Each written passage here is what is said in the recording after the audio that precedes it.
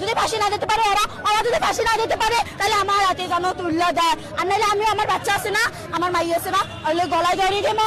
আমি 20 কিনা ধুয়ে আসি, আমি খাবো। আমি এই সহ্য করার মতো ক্ষমতা আমার নয়। পুলিশের 24 ঘন্টা সময় গেছে, 24 ঘন্টা সময় গেছে, 24 ঘন্টা। চিহ্নিত মাদক ব্যবসায়ী এরা আমার ভাইকে হত্যা করছে, এদের ফাঁসি চাই আমরা, এদের দৃষ্টিমূলক শাস্তি চাই। এদের কারণে পরস্পর এলাকারা দূষিত, এরা পরস্পরের চিহ্নিত মাদক ব্যবসায়ী। এরা আছে যে মধু, এরপর আছে যে ফকির রাজু, আরো আছে কয়েকজন। এদের সংঘবদ্ধ ভাবে এদের দৃষ্টান্তমূলক শাস্তি চাই, এদের ফাঁসি চাই। পুলিশ যেন এদের তাড়াতাড়ি বিচার করে, নাহলে আমার ভাইয়ের খুনিদের ফাঁসির জন্য দাবিটা আমরা রাস্তায় নামছি। আমরা আমার ভাইয়ের খুনির দৃষ্টান্তমূলক শাস্তি চাই। এই করছে যাইয়া মধু, ফকির রাজু, মুন্না, অনেক আরেকে ছিল, কিন্তু এই 4 জন হয়েছে মেইন আসামি। এদের উপরে আরো বড় বড় ভূমিকা আছে। আমরা চাই এই পুরো গ্যাংটা ধরার জন্য।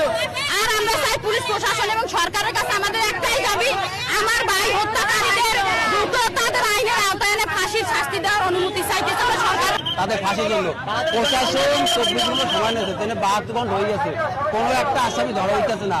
আর উল্লো বিলে প্রশাসন কইতে আছে যে আমাদের কারণ যে দায়িত্বে আছে, সে কইতে আছে যে মাদকের কারণে মারা হয়েছে, ও মাদক বেছে, ওরা মাদক বেছে, এই জন্য মারা হয়েছে। কিন্তু এইটা ভুল কথা।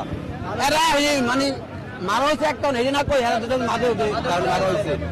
আমাদের কথা একটাই, আমার বাইরে মারা হয়েছে তাহলে আমার বাইরে ফেরত দেবে, আর নাইলে যারা আমার বাইরে মারছে মধু, সাজ্জাদ, রেদওয়ান, একদম ধরে ফাঁসি হোক। আমাদের দাবি একটাই, আমার বাইরে ফেরত দেবে, ফাঁসি দেবে। এরা যারা হত্যা করেছে তাকে ফাঁসি চাই। আমার ভাই সবসময় মাদকের বিরুদ্ধে কাজ করতো, এর জন্য ওরা আমার ভাইকে দুনিয়া থেকে সরাইয়ে দিছে। আমার ভাই এদের মাদকের বিরুদ্ধে সবসময়, এদের বিপক্ষে সবসময় লড়ছে। বাবু ভাইরে যারা হত্যা করছে তারা হয়েছে মাদক ব্যবসায়ী, অনেক বড় বড় ডিলার, বুঝতে পারছেন।